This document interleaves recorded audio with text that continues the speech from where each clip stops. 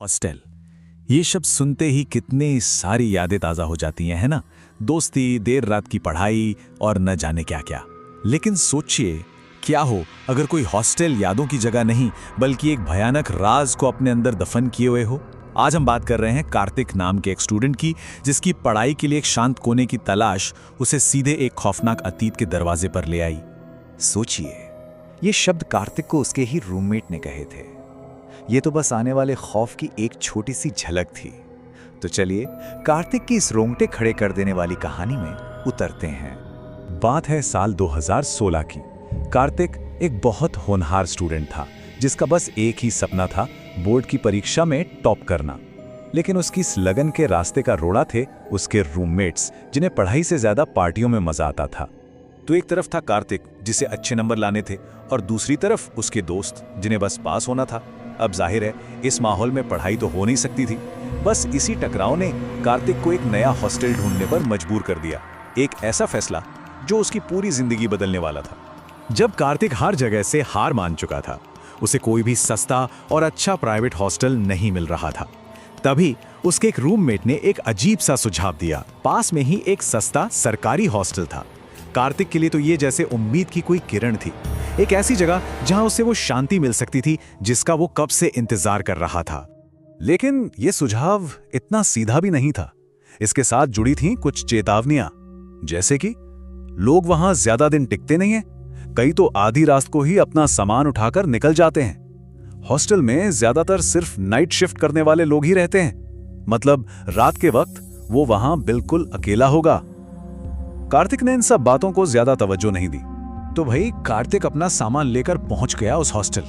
लेकिन सामने जो नजारा था वो किसी हॉस्टल का नहीं बल्कि किसी खंडहर का लग रहा था। चारों तरफ सन्नाटा, ज्यादातर कमरे खाली पड़े थे, और उसके खुद के कमरे का दरवाजा, उस पर इतनी जंग लगी थी कि लग रहा था मानो सालों से किसी ने उसे खोला ही ना हो। वहां उसकी मुलाकात हुई रिसेप्शनिस्ट सुधीर से। कार्तिक ने अपनी चिंता जाहिर की तो सुधीर ने बड़े आराम से सब कुछ टाल दिया।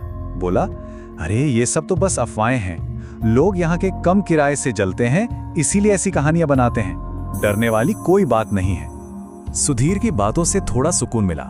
कार्तिक ने गहरी सांस ली और पढ़ने के लिए बैठ ही रहा था कि अचानक उसकी नजर खिड़की पर गई, और वहां ठीक खिड़की के बाहर काले कपड़े पहने कोई खड़ा था।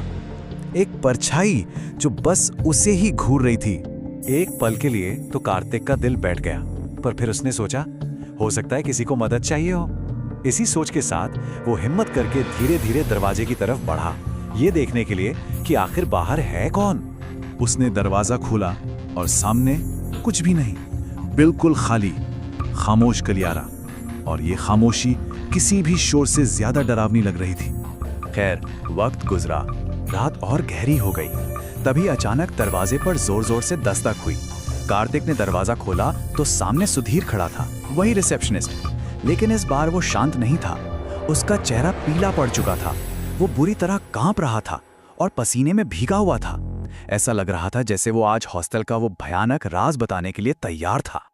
सुधीर की आवाज कांप रही थी। उसने बस इतना कहा कि उसने अभी अभी हॉल में उस औरत को देखा है और वो अब और झूठ नहीं बोल सकता।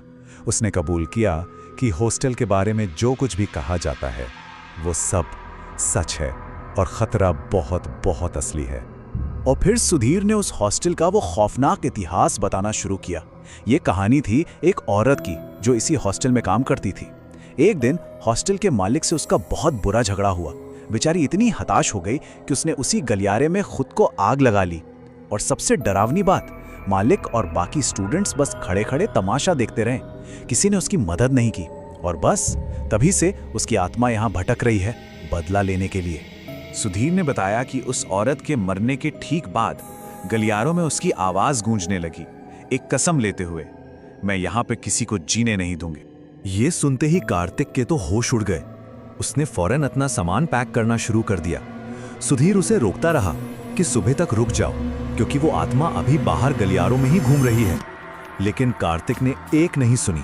वो जैसे तैसे भागकर अपनी टैक्सी तक पहुंच ही गया था, बस आजादी से कुछ ही पल दूर। पर कहते हैं ना, किस्मत का खेल। उसे याद आया कि वो अपना एक सूटकेस ऊपर ही भूल आया है। उसे वापस जाना पड़ा उसी भूताहा गलियारे में, इस बार बिल्कुल अकेले।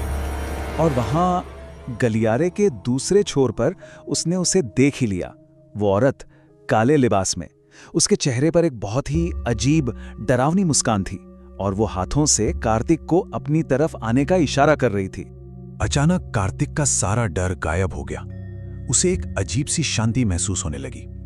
वो भी उस औरत को देखकर मुस्कुराया और जैसे किसी ने उसे हिप्नोटाइज कर दिया हो, वो उसकी तरफ चलने लगा, धीरे धीरे अपनी मौत की तरफ। वो उस आत्मा के बिल्कुल पास पहुंचने ही वाला था कि ऐन मौके पर सुधीर ने उसे पीछे से पकड़कर खींच लिया और जैसे ही ये सम्मोहन टूटा, उस औरत ने एक ऐसी दिल दहला देने वाली चीख मारी कि पूरा हॉस्टल हिल गया और वो उनके पीछे भागी। वो दोनों किसी तरह भागकर टैक्सी में बैठ गए। जैसे ही उनकी जान में जान आई, कार्तिक ने देखा कि हॉस्टल के बाहर एक और कार आकर रुकी है। कार्तिक ने पूछा, ये कौन है?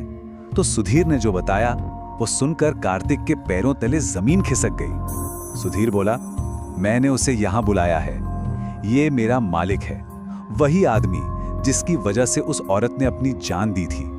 आज वो औरत और मालिक आमने सामने होंगे। सुधीर ने आगे कहा, मैंने अपने जालिम मालिक की जान उस औरत से 6 बार बचाई है, पर आज नहीं। उसने फैसला कर लिया था कि वो अब अपने मालिक को नहीं बचाएगा, उसे उसी आत्मा के हवाले कर देगा जिसे उसने खुद बनाया था। तो फिर उस मालिक का क्या हुआ? खैर, ये कोई नहीं जानता।